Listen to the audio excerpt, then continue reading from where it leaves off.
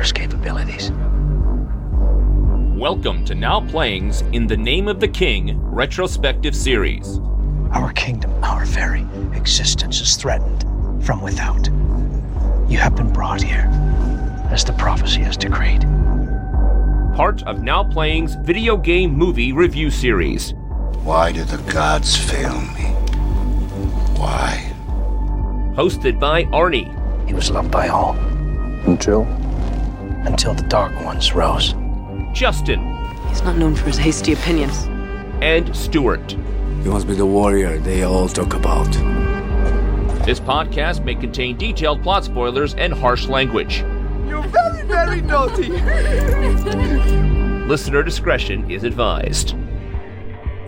All right, let's get to it.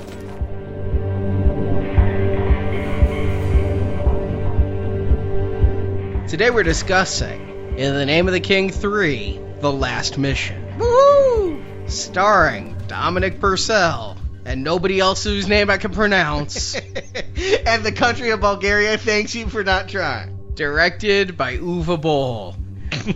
Oh, I don't know why that's funny, but you just say that, and I'm in fucking tears. This is the Now Playing co-host who is in tears because I had to watch The Last Mission, Arnie. And Stuart. And this is Justin. Financial ruin.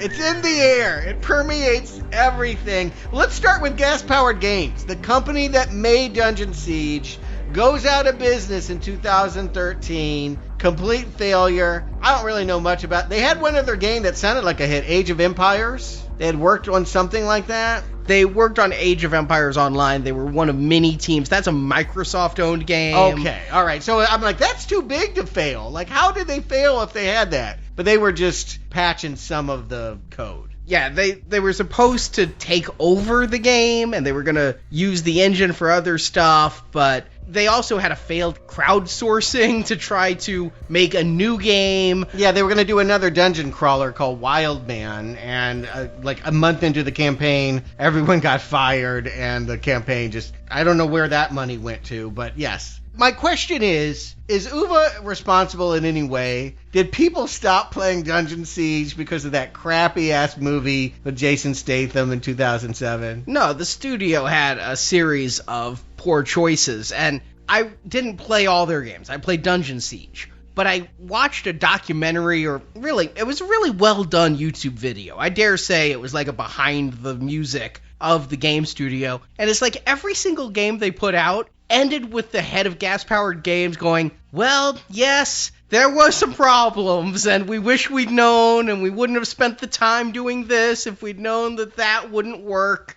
And every single post-mortem of every game they put out ended with apologies from the studio. Oh, wow. So, and the fact that they didn't even do part 3 themselves, and the thing with Wild Man, what is that is everybody wanted them to just do a proper Dungeon Siege sequel. They didn't want Wild Man. But again, my question is, was Dungeon Siege as a name ruined? Because my sense is maybe part 3 was unpopular, but it didn't suck the way that these movies are sucking. I would want to play anything that was involved in what we're here to talk about today. I don't think these movies have the popularity to destroy a game franchise that was successful. Touche. I think you might be right about that.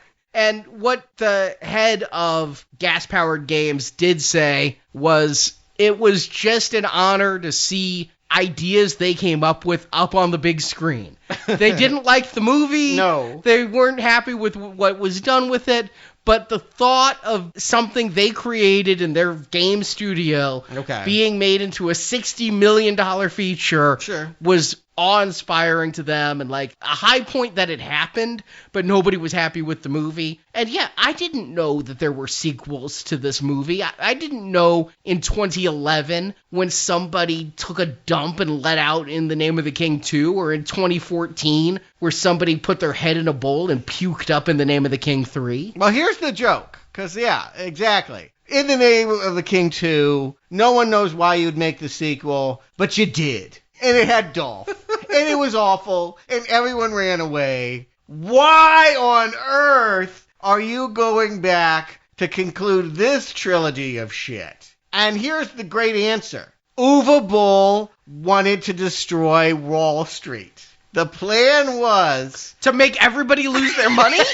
No. Hold on to your hats. He was very upset about the bailout of 2008 and was determined to share the truth of it, his truth, in a movie that he wrote and directed that I saw called Assault on Wall Street.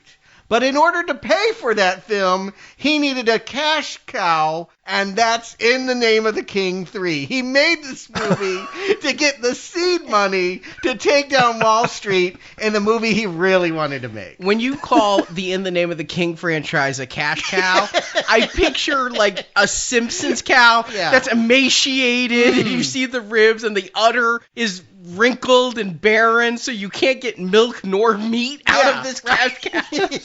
I mean, I can't imagine what this cow looks like at this point and what would come out of it that people would want to consume.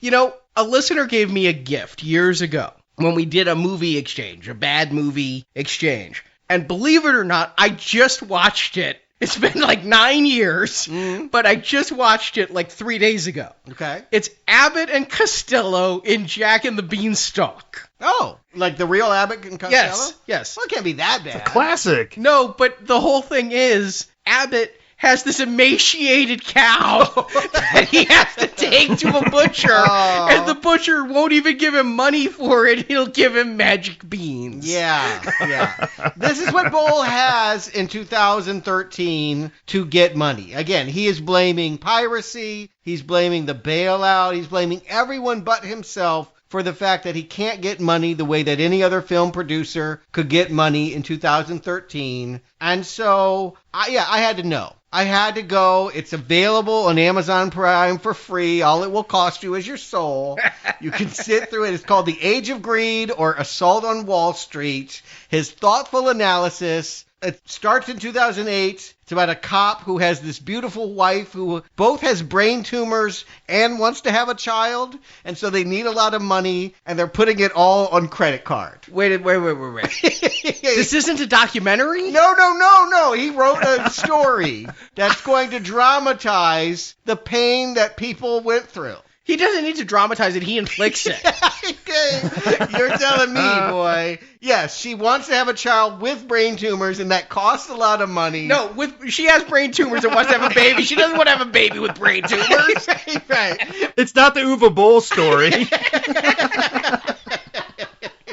At any rate, you can best believe that the greedy motherfuckers that control the stocks that the cop put all his money in, when he tries to go and cash them in, they're worthless. And so naturally, it's a Uwe Boll film. What's his only recourse? Get a gun, go around and shoot these brokers in bloody fashion and call it Assault on Wall Street. And this art movie will be funded by the movie we're here to talk about today. It will star the same actor. The reason why you might be wondering why Dominic Purcell has taken over for Dolph Lundgren, who took over for Jason Statham, is that Dominic Purcell is the unfortunate man. I think it might have been a Statham joke. Just to put it out there, we've covered Dominic Purcell in exactly one movie. And I hate him in it. He plays Drake in Blade 3 Trinity, a movie I actually like, but will never... You know, I feel embarrassed watching the scene where he goes into the Hot Topic and destroys all the Dracula stuff, because he's Dracula, but because it's the 21st century, he's Drake. Yeah. Oh my God, he's awful. And I know every time we talk about Dominic Purcell, you're like, Prison Break. I'm like, I don't care. I don't want to see this fucker again.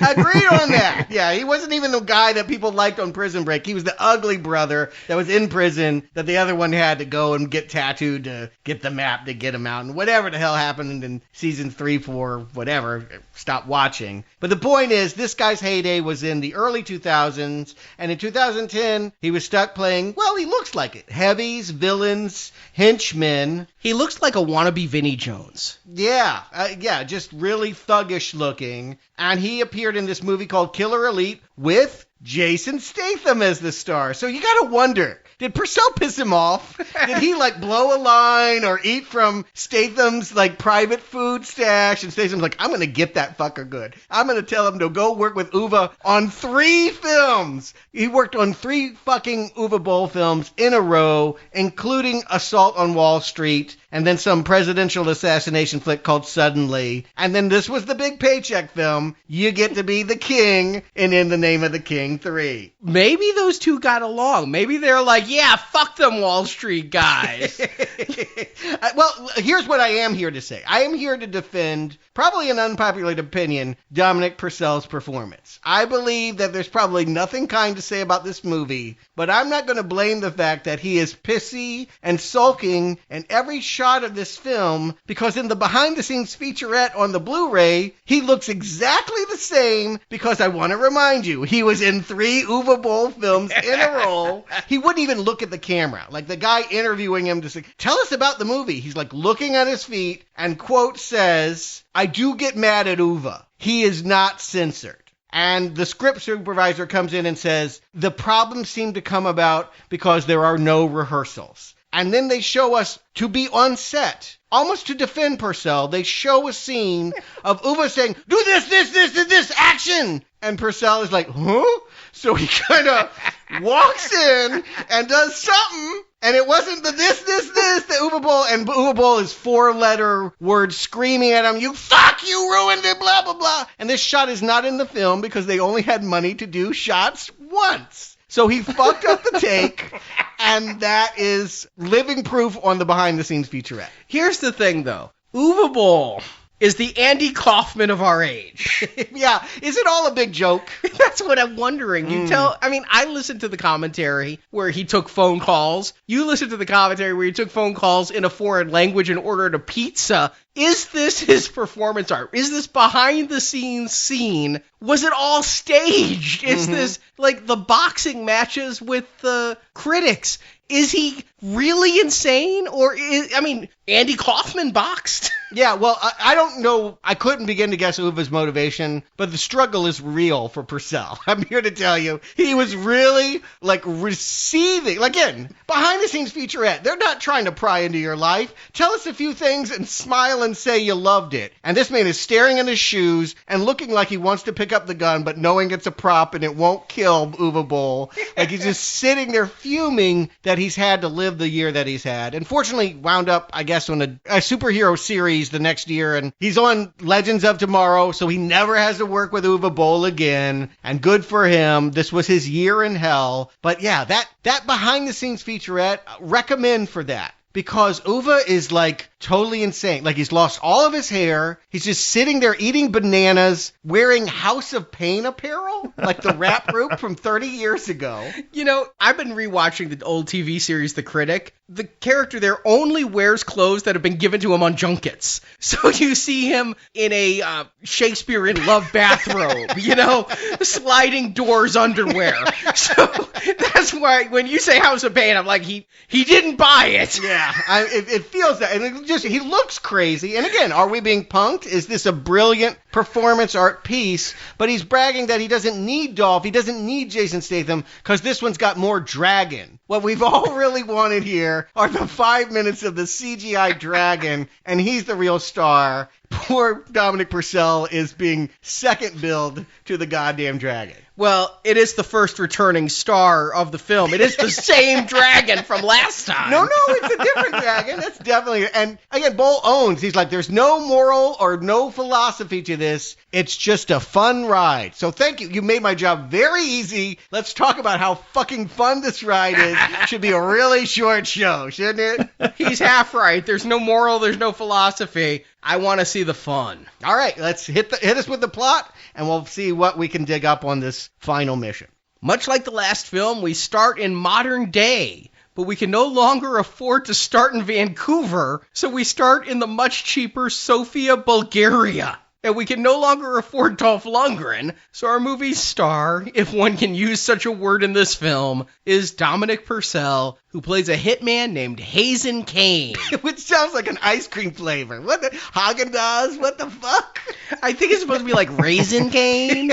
Oh, yeah, okay. All right, I don't know where you got... I said Hazen Khan, but we don't ever hear anyone say his name, right? It's spelled K-A-I-N-E. In English, right. That's Kane. It's Kane. Oh, you're right. Raisin Kane. They're too smart for me. Please go on. You're unearthing all these gems. Maybe I'll understand the movie by the end of this plot summary. Kane wants out of the killing business, but his boss, Avilo, whatever, forces him to do one last job. Kidnap the 2 young daughters of the royal family. Reluctantly, Kane does the job, but he notices one of the girls has a necklace that looks like a symbol tattooed on his arm. Or a Red Hot Chili Peppers cover. Yeah, it totally looked like Anthony Kiedis's. Yeah. Kane takes the necklace and a portal opens that teleports him to a less populated area of Romania that we're supposed to believe is the ancient kingdom of Ebb. In this ancient time, Kane is attacked by a dragon, and when he shoots at the dragon with his pistol, 2 women mistake Kane for a wizard. They take Kane to their shaman, who reveals Kane is the chosen one to overthrow the evil King Turvan and bring peace to the land. Kane and a ragtag army of commoners go to confront the king, and the king and Kane engage in a duel. And when Kane gets the upper hand, Turvan summons the dragon, which was always under the king's control. But Kane escapes the beast and pursues Turvan to his castle, where they fight again, and Turvan is killed. But that's not the climax of the film. You'd think it would be. We gotta go to modern day, right? Kane then returns to modern day to set free the 2 girls he kidnapped, but the dragon comes with him into the present, and the men who hired Kane to capture the 2 girls now want him dead too. So Kane fights off the goons and rescues the little girls, but the dragon still flies over Bulgaria as credits roll.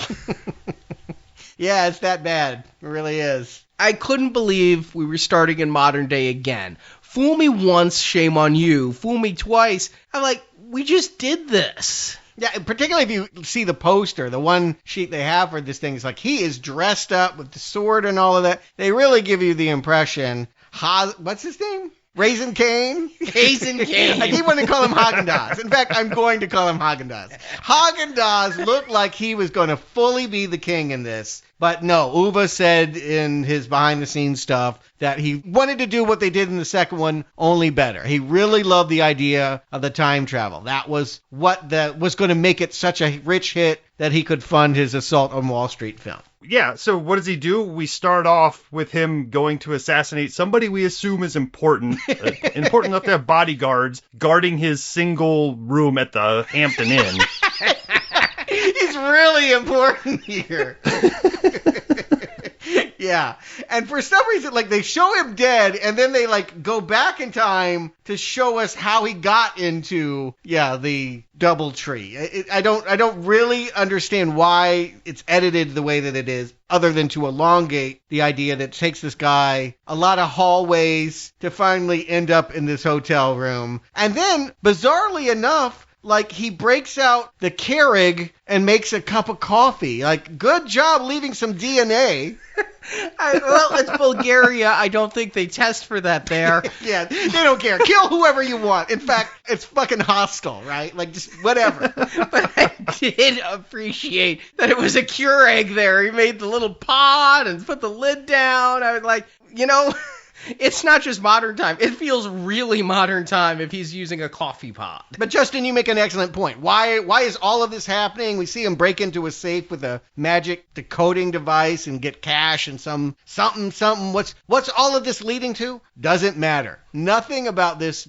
It's to establish the fact that Haagen-Dazs is a good killer. That's all that it does. And he doesn't look like he'd be a good assassin. He looks like a goon. I looked up this guy, and we did review him in Mission Impossible 2. Oh, well. He was a goon named Ulrich, and he looks perfect to be a goon. He looks like the henchman of a Bond villain or something. He does not look like the professional. Jean Reno, this guy ain't. Yeah, he does nothing suave, nothing sexy about him. And in fact, that's why they don't have babes around him. Like, they give him this sad backstory. When he finally gets home, and he spends a lot of this movie like sulking, smoking cigarettes, and just staring at the wall. Again, because Dominic Purcell is in a deep depression about being on the set, and they need to fill up the time with something. They don't have a script. So they just film him endlessly staring off. But at one point, he's holding a watch, and if you freeze frame, you can pause and see that it's from his love and dead wife, we'll learn, Allie.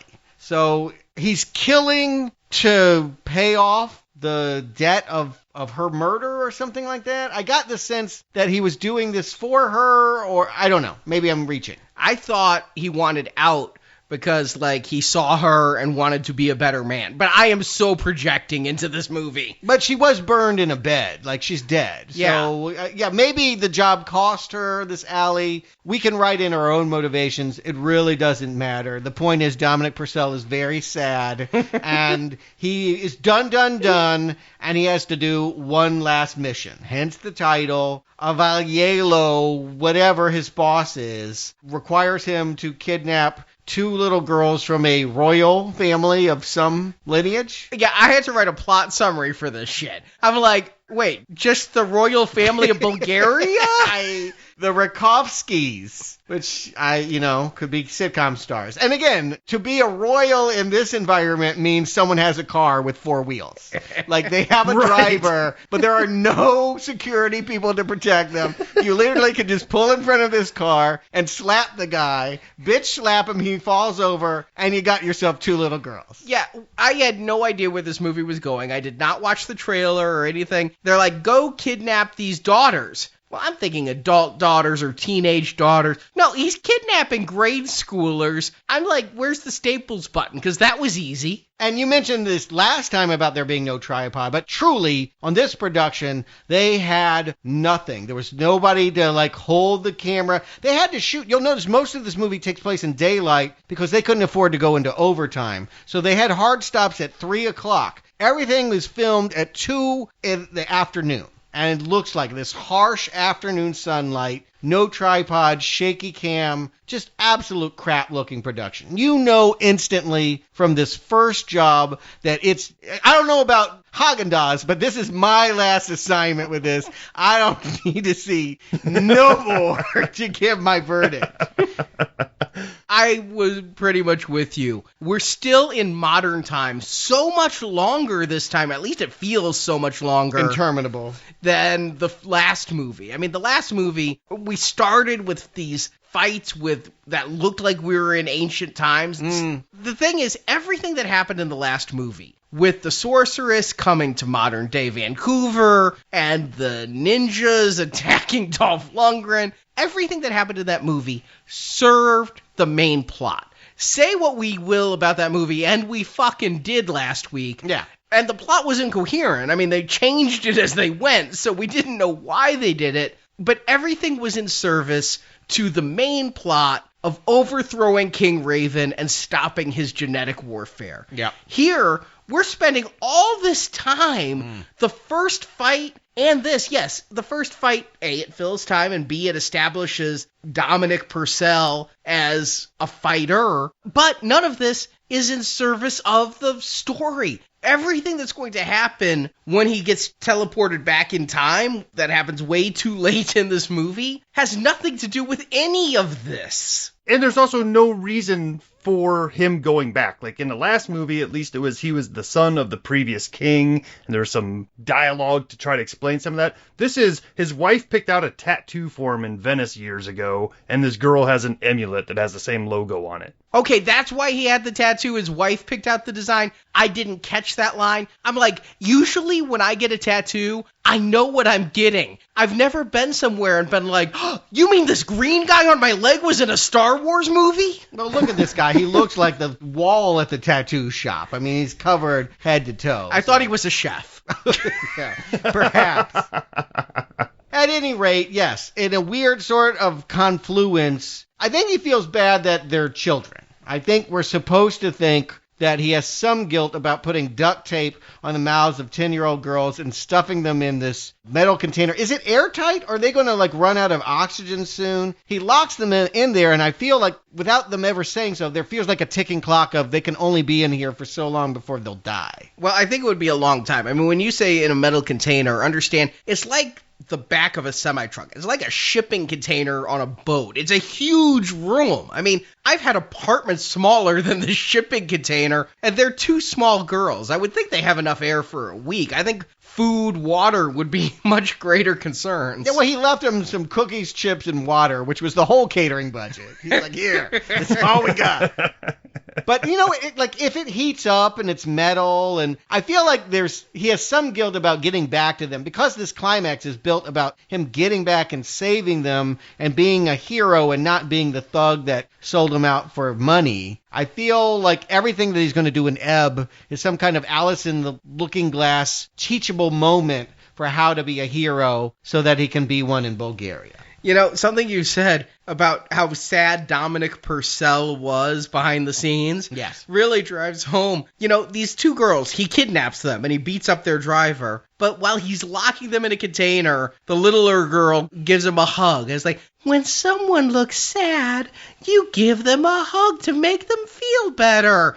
Maybe that girl really just felt Dominic Purcell needed a hug. Yeah, I'm sure he did. And again, maybe in his backstory, we know his wife died. If they had also had a daughter or something. I mean, I get it. They're children. They're cute. You're doing something awful. You're doing wrong when you're locking 10-year-old girls in a shipping container with chips and cookies. That's bad. That's bad parenting all around. But I feel like it's shorthand to tell us that he has guilt for what his job is, and he wants to be a better person. And so this magical amulet is going to take him to a world where there are two sisters who are being oppressed by someone who is played by the same actor as his boss. So it feels like the stories in parallel are the same story. Here's the truth of this movie, though. It's filmed in Bulgaria, and the only actor who's not from Bulgaria seems to be Purcell. Yeah. And I didn't even notice it was the same actor playing his boss in modern time and playing this bad guy in ancient times, because everybody is this indistinct looking,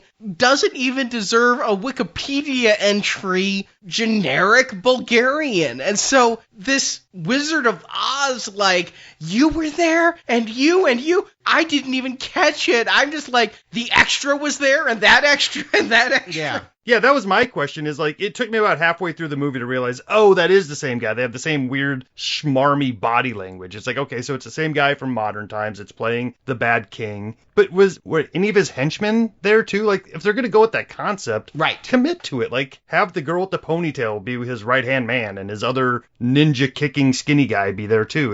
It was very confusing. Yeah, it's not done enough to feel thought out. But then again, Uwe Boll, I'm sure it was written that way, and Uwe said, where are they? They're in the bathroom. We don't have time for it. Shoot, let's go. We're ending at 3 o'clock. Meanwhile, I'm thinking the exact opposite. The actor who's supposed to play the king's in the bathroom, screw it, put this guy in a crown. He's now the king too.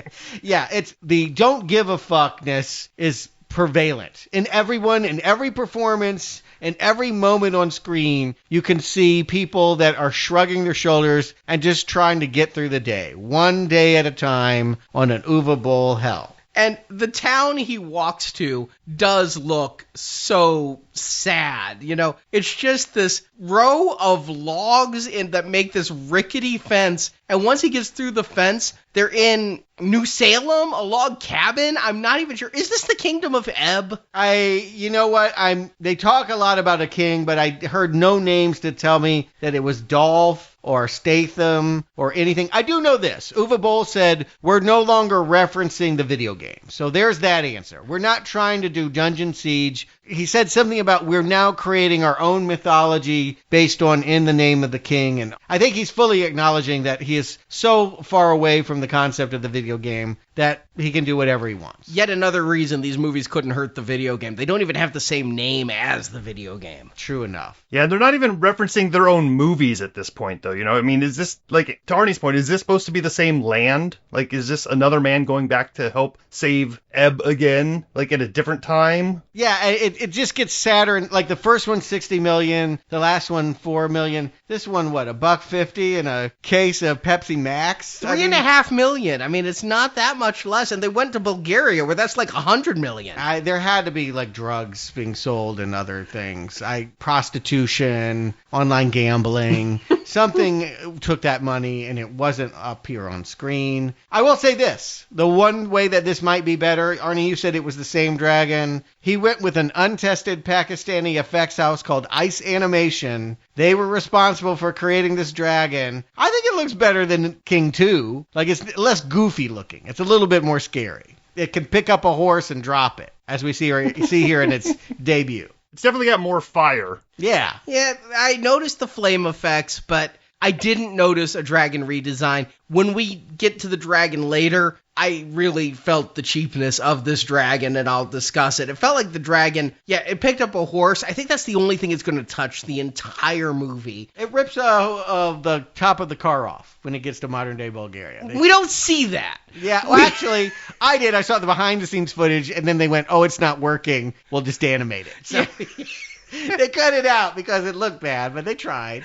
Yeah, because I remember seeing it above the car, and then I remember seeing a car roof hit the ground. I do not remember seeing the dragon touch anything. Yeah. I do think the best stuff is the behind-the-scenes stuff on these DVDs. I'm laughing a lot more there than I am here. This sad little village, where it's yet again the story of people that have been kicked out of their proper kingdom. That seems to be the thread. Last week, this guy killed everyone with a disease and took over the crown. And now it's the story of an uncle. An uncle who wanted to marry his niece. And when she said no, he said, okay. And he killed her father and killed half the kingdom. And now everyone that's left has to live at Loser Cottage. Hey, at least they have a castle this time, right? They went and rented a castle for the day that they kicked tourists out of and put some black spots over signs. It's easier to find castles in Bulgaria than it is Vancouver. Yeah, I feel like that probably was someone's house. Like that probably was just an Airbnb. There's got to be some dropped plot points here, too, because, I never really understood outside of the fact that the uncle wanted to marry his niece and she said no, so they keep attacking or whatever. But almost near the end of the movie, there's a scene where he declares that he's now in charge of the dragon, and I think I saw there were some eggs sitting there. Did I miss some plot where they stole dragon eggs in order to control the dragon? You were paying more attention than I was. I didn't even see eggs, so I'm not saying they weren't there. I'm saying I don't care. So yeah, I know I misplot. I know most people didn't get script pages. I know there was no rehearsals. I know Uwe Boll was screaming that he'd rather be attacking Wall Street than being here in Bulgaria. So. And I really do get that off Dominic Purcell's performance when he's trying to get on a horse. It makes me think he really has never been on a horse, and they're literally filming him trying to get on a horse, and he keeps failing. His anger is real. For 7 painful minutes. Everybody on set that day found out that Dominic Purcell has never seen a horse before, and we're going to put every excruciating moment of it on film for you to watch. Yeah, a fish out of water comedy. Again, comedy in general is not Uwe's strength. And certainly medieval times period pieces, not his strength. So, again, all of this is unpleasant, and what does it all mean? Again, I'll just point to the fact that there's this Ameline and Arabella who might represent the two little girls locked in the container in modern-day Bulgaria. They need help from this man in the same way that the children need help from this man. They need him to be a hero, and they're whisking him away to meet the local shaman so that he can learn about his destiny. And I was thinking, maybe they were going to play around a little bit more with this, like you said, fish out of water. Here's a modern man in this rustic land again. And, right away he shoots almost all of his ammunition at the dragon. But they're all impressed that he has this magical weapon that can fire. And he even talks about how, well, I can't make bullets here. It's like, oh, well, maybe that'll be one of the adventures they go on. He finds some of his shells. They go off to make bullets. Nope. Yeah, you would feel like he would, if this is the story of a hitman who has to kill in medieval times, yeah, he's going to learn maybe how to ride a horse and some archery, and then he's going to teach them how to, choke somebody out, right? Or, the five-finger death punch or something like that. The hitman shit. Where is his mafioso creds? That's what I wanted to see here. That could have been kind of funny. I feel like that might be a fun fish to watch out of water. And I think Uwe doesn't want the hero of the film to ever look weak, though, because for some reason, I know there's the repeated joke that he can't ride a horse, but in his assassin training, he learned sword fighting. Oh, instantly. Isn't it amazing? You can pick up a sword, and the sword's legendary. You are suddenly a legendary swordsman. That's amazing. He defeats every single person who ever attacks him, no matter what they're armed with. He gets a slice in the arm, maybe, but he is so badass that he can go up against these warriors. Although I want to put this out there. Like, we now see what money gets you with fight choreography. Like, when you don't have money, like, these people are just like, fight. That was the direction. Fight. So Dominic Purcell, Prison Break and all of that, like, most of this is like kicking. Right? Like, he's not really swinging that sword. He's mostly, like, kind of choking people and kneeing them in the balls. And other people, like, they're scratching, and, like, all of the fighting feels very contemporary and improvised. Okay, this is how I would fight if I were being mugged in an alley, and not because I live in the ancient kingdom of Ebb. More, the camera is shaking so bad, and it's cutting so quickly. True. I can't even tell how they're fighting or what they're fighting. All I know is it's supposed to be adrenalizing, and I'm having trouble paying attention. Yeah, no, it was just causing motion sickness in me. I mean, it got so bad that, like, I had to, like, stop for a few minutes and rub my eyes, because it's shaky beyond explanation. Yeah, Uwe's comment on this was it was better off having less money because it makes it harsher and it really, quote, hits the mark. So I guess his intention was that this would be the one to be brutal and hard on the audience to look at. He's not wrong about that. This movie is ugly and god-awful to follow, both in its plotting and just in its cutting. I didn't understand the basic plot here. I was trying to follow why these two girls saw him with a gun that did not slay the dragon, I want to point out. It would be one thing if his pistol took down a dragon and you think he's this big hero. But no, he just, to use the Army of Darkness term, had a boomstick, and that convinces them to take them to, I guess, the shaman or the homeless guy who's begging for money on the corner. I do not know who this guy with the hipster beard was, the close trim that they go to, and the tattoo on his forehead. I'm really struggling to figure out what these two girls are, because I thought there'd be a love triangle. Well, here's where I thought they were going. I'll just share. If I were asked to show up on set for one day and try to help, and I couldn't just kill Uwe, I had to actually contribute to the story, I would say that you're trying, I think, to tell some kind of Terminator. Everyone keeps making the comment that he has this tattoo on his arm that looks exactly like this magic medallion that opens portals and is connected with goodness and all of that. So obviously he has to be this girl's father, right? Like, if their father had this tattoo and he has this tattoo, he's coming from the future, but he's also their father, and it's going to be some kind of time twist thing, right? But I don't think that ever gets laid out. Like, if he had gotten this necklace from his wife, if this were, instead of grieving over the engraved watch, this was her necklace and he was actually her great-grandfather or something. I don't know. This is all that I could think of before I decided I didn't really want to work on this movie and help Haagen-Dazs, and so I just stopped. But that's what I thought maybe they were trying to half-ass do. Well, I'm glad he wasn't the grandfather of his wife. Well, no, they could have done something weird. I mean, again, this is a story about a man that wants to marry his niece, so incest is baked into the cake.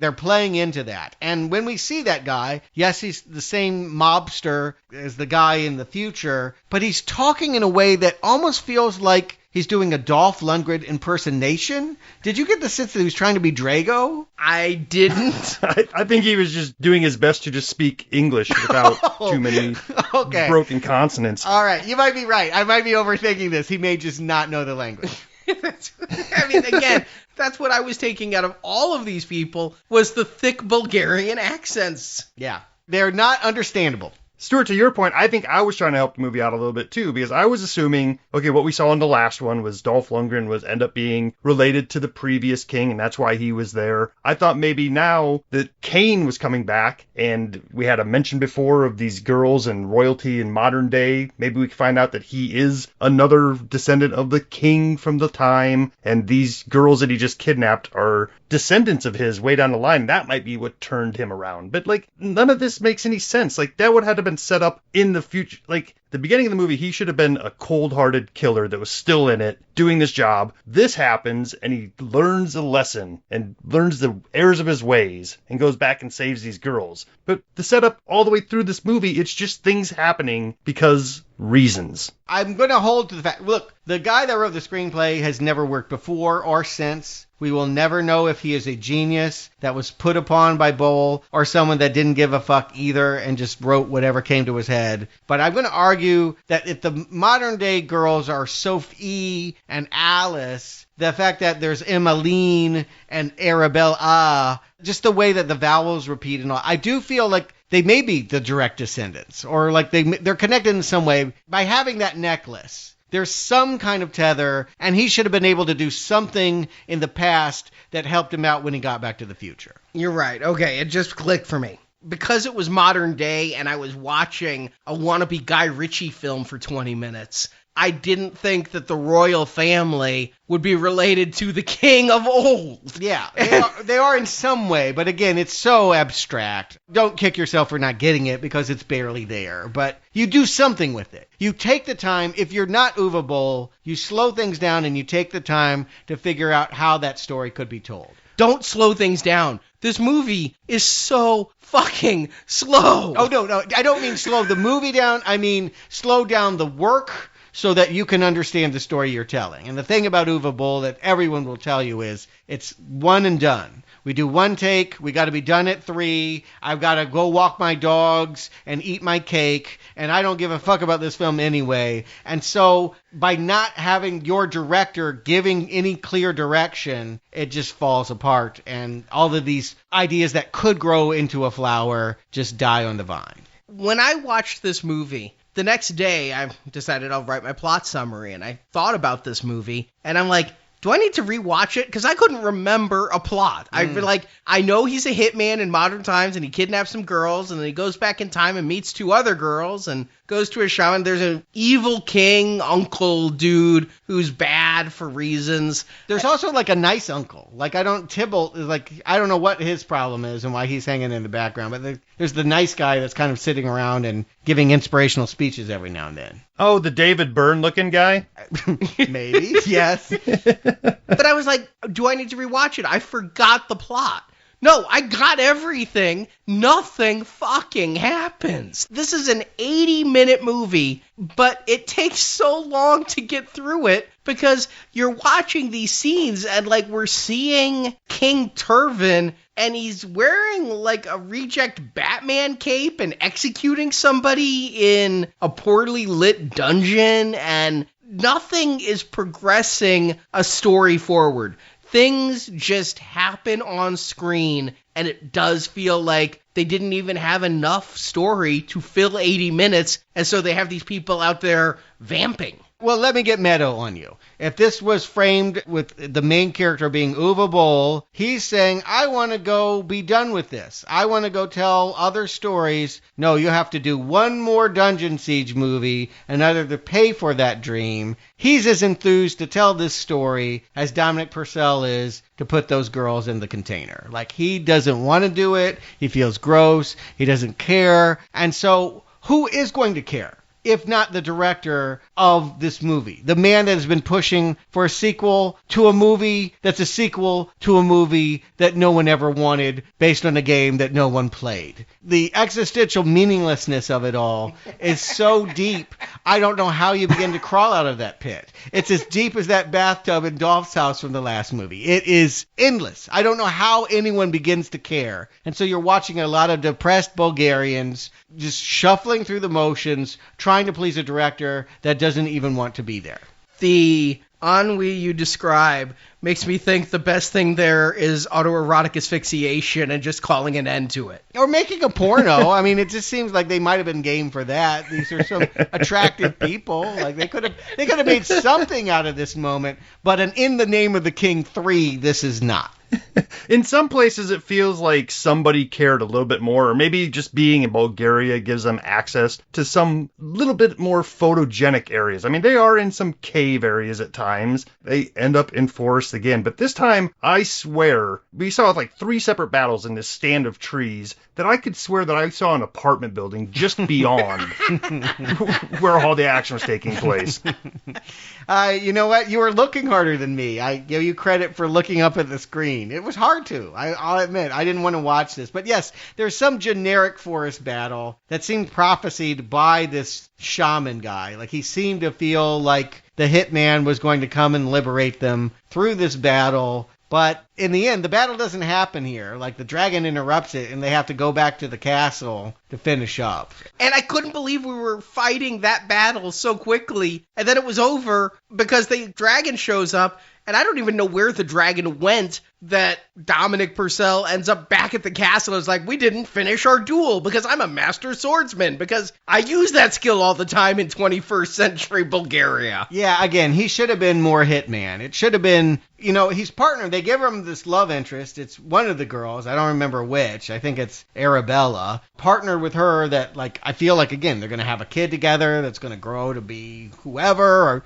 he's going to become the king. I thought the same thing with Dolph. This would end with Dominic Purcell with a crown on his head. Yeah, I mean, I think they show that on the poster. But, the point is, if she knows the sword fighting, and she's decent, I feel like she's good enough, between the cutting. She's better than anyone else on this screen, hacking and away with the sword. Have her be the medieval fighter and have him doing it modern style and, bringing his Goomba heavy shtick to it, and you wouldn't have a good movie. Let's be clear. You wouldn't be worth anything, but it might be a bad taste Brown Arrow. As is, this is just a bunch of outtakes that have been pasted together and called a feature. I mean, the shock of this is this thing just comes shambling to some kind of close after a bunch of people get gutted and kicked by people that can't swing swords. And I think one of the most frustrating things is after sitting through 3 of these, like, they keep putting things on screen that you would think the reason they're doing is because it ties to something else in the lore of these films. Like, they make a big deal about, and this was our father's sword.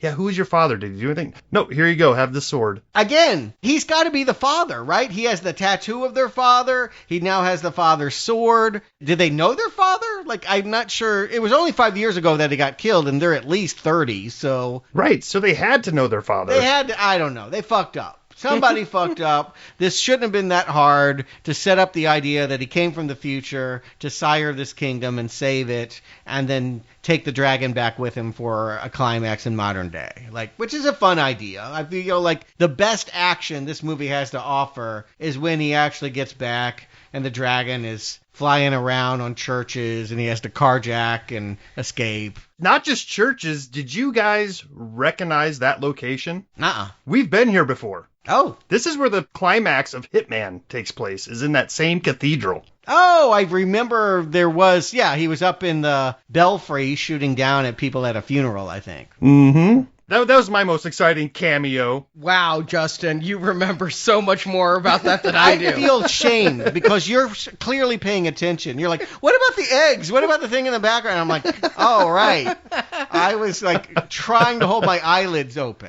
I was paying attention. I missed a couple of these things, but you know what I did notice is the dragon touches nothing. It flies past a building, and I think a couple rocks fall. Somebody threw them out a window as the dragon CGI went past. But I swear to God, it goes over buildings and over light poles. I want to see a dragon in modern day. I want to see it blow some shit up. I want to see it burn some shit. It flies through power cords. It does not fly over the power cords or under the power cords. And no, I'm not saying it tears through the power cords. I'm saying they didn't care enough to not have the dragon just fly through power cords and act like nothing happened. And yet I'm still rooting for this Pakistani animation company that somehow they've never been offered a gig like this. They couldn't do it, and yet somehow they were going to try. That they have more passion than anybody on screen. I will say that. And there are a few almost okay shots here. They do have one dolly where he's running and the dragon is chasing him. And I feel like some of this, at its best moment, it feels like a fairly credible, sweeted recreation of the end of Golden Child.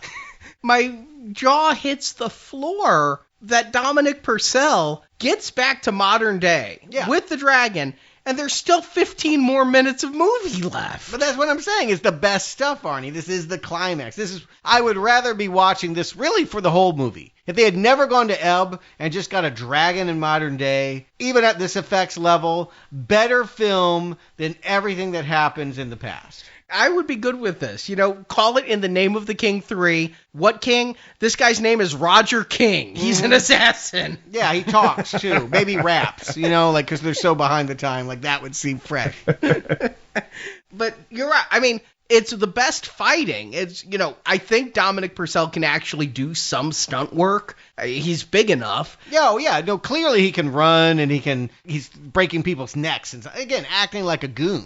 Yeah, he's using his knee and kneeing people in their chest and knocking them out. But why do I care about these goons that are attacking him other than I'm supposedly rooting for Dominic Purcell because he's the star? You're rooting for a man not to sell children to a mobster that is going to kill. I thought he was just going to extort the father for money, but this climax ends with them holding a gun to the children's head. So maybe he was just going to kill them after collecting the ransom. But he could have killed them at any time. I thought he was only killing them as a way to stop Dominic Purcell from beating him up. I mean, we could write it any way you want. We care more than the people making it. We're trying to make this make sense when it clearly has no reason to exist. I don't know. I laugh at the idea that, okay, he saves the girls, gives back the medallion, drives them back to the compound. That's the royal family, right? And the dad is just there being like, oh, that's fine. Thanks for bringing them home.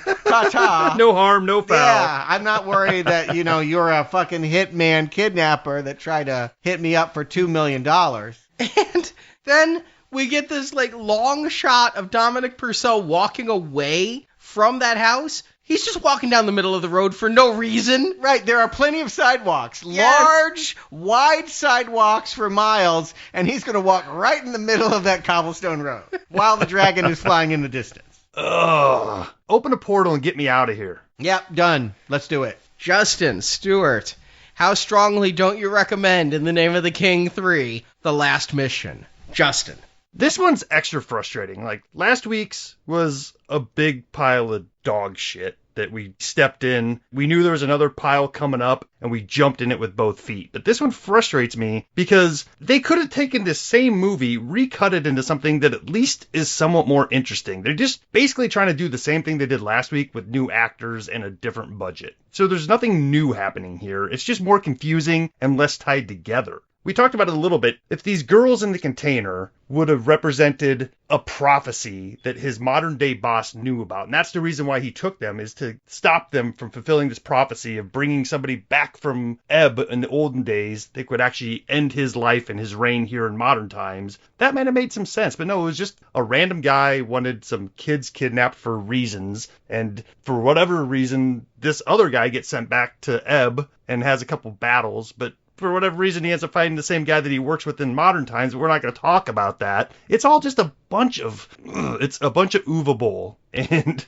you know what? I'm done talking about it. I'm putting as much effort into my not recommend as he put into this movie. So big stinking red arrow. Stewart. Yeah, I had a premise when we watched Postal that I thought Uwe was at his best when he had something on screen to focus his anger on. He's an angry guy, and if he can find something that he's mad about, he can be better. I thought Postal was his best film for that reason. He had a lot of targets to fire at. He had no passion for zombies, didn't give no shits about orcs, but yeah, here's a hitman that's being financially fucked, and he wants to tell this Wall Street story. This really is a character that he could work through and speak truth to power. And yeah, it didn't need to be an In the Name of the King movie, but I felt like there was an opportunity for him to do his thing. And the truth of the matter is, it's the anger that undoes this movie. This movie is so unfocused. It is literally like watching a bunch of depressed filmmakers just sit around and wonder why they have to show up on set. They have no purpose. The man telling him, ordering them, screaming at them to be here has no clue what they're doing either. And it's the kind of emptiness that typifies the very worst films we've ever covered. When I think about the absolute dregs, Tekken 2, Mangler 3, movies where people sat and stared at the wall for 50, 60 minutes, waiting for something to happen. This is Uwe scraping the bottom of his bowl. This is him at his worst. This is him at his most meaningless. And again, that Wall Street movie, I watched that, and there's no redemption in seeing that final product. It is absolutely the end of a punchline. Uwe Boll was a joke from the 2000s. He has become meaningless in 2014. So let's show him the door. Sometimes it's hard to watch now playing movies. And I don't just mean sitting through them like this one. I mean, sometimes they're difficult to find. Like in The Name of the King 1, we had to kind of work hard to find that. It wasn't readily available in streaming. And you know what I had to do to get in The Name of the King 1? Was I went to Amazon and I bought the 3-pack. And it had all 3 movies in it. So I'm like, all right, I got this taken care of. Even though 2 and 3 are out there on streaming, I have all 3 on Blu-ray. The Blu-ray pack arrives. It's snapped in half. And I'm like, okay, that sucks. But you know what? It's just the case. The discs are okay. What, they commit suicide? They jump out a window? So the night before we're recording this, I go to watch In the Name of the King 3. Not only was the thing cracked in half, the movie was missing. I didn't have the movie. Oh, yeah. And I'm like, you know what? The fates were trying to tell me. Yeah. Don't do it. Yeah. I mean, it shouldn't even be that hard to read the tea leaves here. I mean, it's In the Name of the King 3. Right, but I knew I was getting into some shit. Yeah. But the forces around me tried to stop me. Mm-hmm. So not only did I buy this 3-pack of movies, but then I had to pay for an iTunes rental because I was in the 11th hour and had to watch the shit. Now you're making me think this is Boll's master plan. Like, how do I get him? Leave out the 3rd disc and make him buy it again. But I'm returning the disc set to Amazon because it was defective. It was cracked. Absolutely. You didn't include the one. Get rid of that. Yes. Get your money back. Exactly. Oh, that makes me happy. I'm glad to end on a happy feeling because I have felt really poor this whole stretch of film. Needless to say, all of my effort to watch this movie did not result in a, wow, I'm glad I went through that work. It's a not recommend. Yeah, it's worse. Can we agree, like in ranking, obviously it's 1, 2, 3, each one got worse, but I think hitting this 3rd, you are watching someone that's at the very end. Like Uwe Boll won't make many more films beyond this. No one's going to give him any more money. You are literally watching someone expire. Just die creatively in front of you in this film. It is death incarnate. It felt like a hostage situation, to be honest with you. Like, the reason we're in Bulgaria is because the people he owes money to are overwatching every scene being shot, making sure he's actually making a movie. Yeah, I agreed. What could be worse? Arnie, you seem hesitant. What, in your mind, feels like it could even approach this awfulness? It's definitely the worst one he directed. Yeah. I don't want to watch it again to find out. Okay. Alone in the Dark 2 was really close, and he produced that. Oh, you're right. That was the one where all of it took place in a bathroom. Yeah. Yeah, that's all I remember. It was awful. I can tell you that. You're right. It was so close to this that I don't want to think about it. That's the thing is, I mean, I took a flamethrower to that one. Yeah. I can't take a flamethrower to this one because I'd be burning my computer. Well, you don't even have it.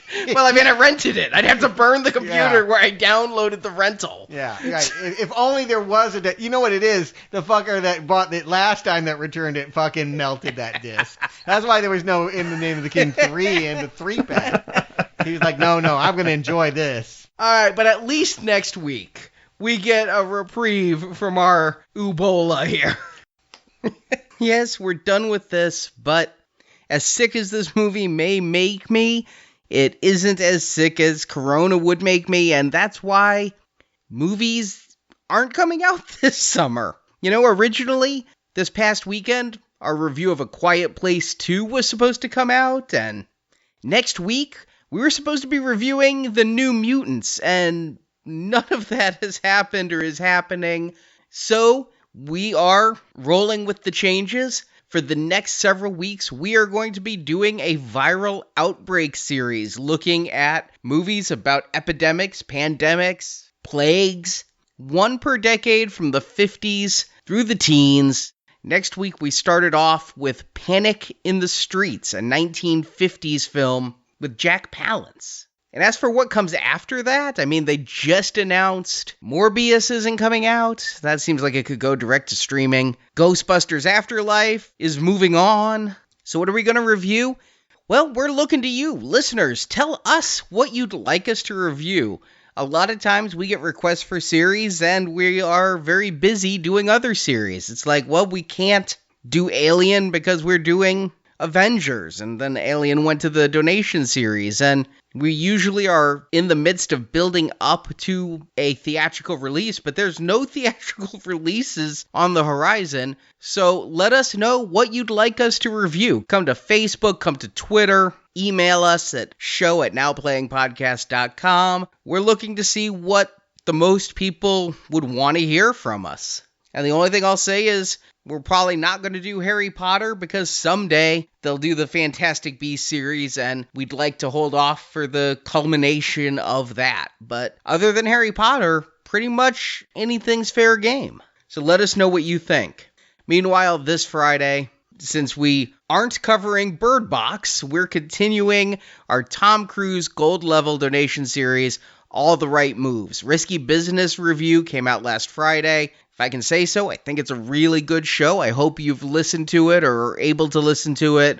And this Friday, I haven't seen this film yet. It's Tom Cruise as a high school football player with Leah Thompson and playing, of course, the coach, Craig T. Nelson. Right now, the show could really use listener support as things get rough all across the country. We are not exempt from that. And if you're able to donate, if you have the means, we greatly appreciate it. And if you don't, if you're finding yourself in a situation like some of us are here at Now Playing, we understand completely and we thank you just for listening to the show on the main feed. But if you do have the ability to support our show and want to support our show, head to nowplayingpodcast.com/donate and find out how you can get all of these bonus shows. It's pretty much an extra show per week, most weeks, all summer long. So Justin, Stuart, thank you for undergoing this painful mission with me. And until next time, game over.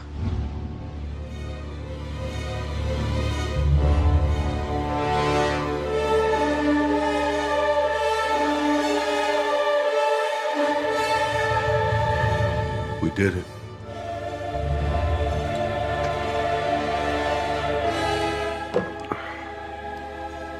Will I ever see you again? What is it you said? Perhaps in my dreams tonight. Perhaps another time. Perhaps another time. Thank you for listening to this episode of Now Playing Podcast. We hope you've enjoyed the show. You have won nothing but time. Come back to NowPlayingPodcast.com each week for another new movie review podcast. You have killed these! I will simply beckon more.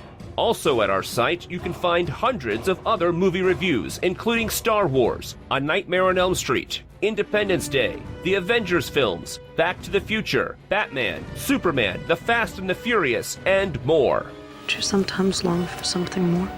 Now Playing Podcast is a show without any sponsors or ads. We rely on support from listeners like you to keep Now Playing operating. Your king needs you. You can donate to the show and, as our thank you, receive bonus podcasts. Over 150 bonus movie reviews are available to choose from on the Now Playing Podbean page, including Alien, Night of the Living Dead, Jurassic Park, Ghostbusters, Indiana Jones, Lord of the Rings, Psycho, Troll, and more.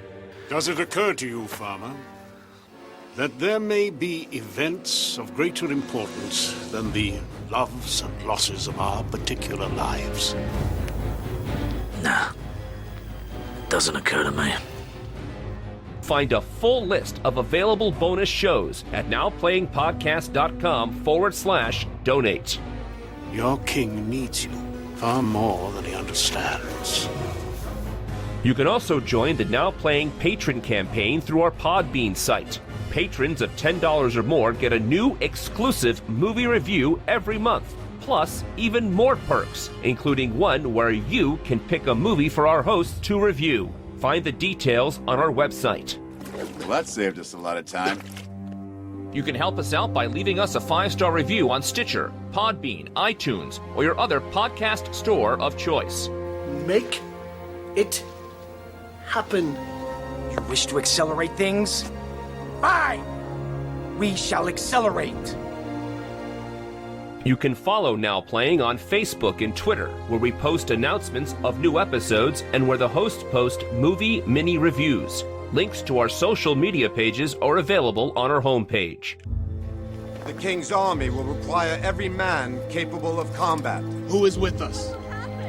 Now Playing Podcast is produced by Arnie Carvalho. I cannot stand the suffering rule of that senile goat. Associate produced by Jason Latham. I have friends. I wield influence. Now Playing is edited by Steven and Arnie. My mom always told me when someone looks sad, you should give them a hug. Now Playing credits read by Brock. I was just talking. Just talking. Well, everyone's got a talent. Just talking seems to be yours. The opinions expressed on Now Playing are those of the individual hosts and may not reflect the opinion of Venganza Media Incorporated. I only know what you tell me, and you tell me nothing. Venganza Media Incorporated is not affiliated with the motion pictures reviewed or otherwise referred to herein. All movie clips and music included in this podcast are the intellectual property of the respective copyright holders. They are included here for the purpose of review and no infringement is intended. Unless the king specifically orders it, you cannot touch me. Imperial law. Now Playing Podcast is an exclusive trademark of Venganza Media Incorporated and may not be used without the expressed written permission of Venganza Media Incorporated. All rights reserved. What manner of vengeance are you enjoying, farmer? The vengeance of a father? The vengeance of a husband? Or the vengeance of a king?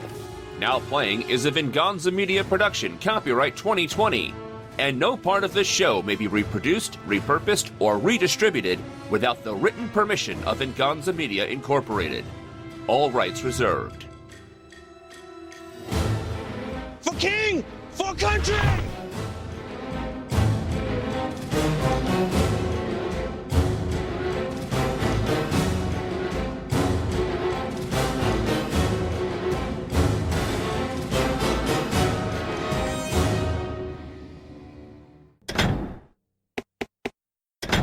Fortunately, wound up, I guess, on a superhero series the next year, and we'll never have to work with Uwe again.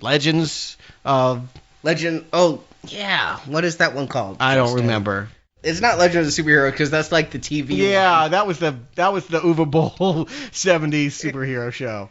Legends of Tomorrow. You're watching these scenes, and like we're seeing King Turvel, what is it? I don't know. Again, all these names. Gerbil, Turvel, whatever. Turvis is a company that Weeble. makes drink glasses, so, Turvin. You see this King Turvin. We're hoping. As of this recording, they have not shut down the movie theaters. And if that's still the case, we get to go see New Mutants, which is the X-Men answer to Nightmare on Elm Street 3, from what I hear. I look forward to all of it, if we can do it, because Bond left already. We know we can't do that film, and boy, that pisses me off. You know, I'm just hoping by the time this show comes out, this is a blooper, and we're all laughing. Ha ha, remember when we thought coronavirus was going to close movie theaters? Yeah, I wish.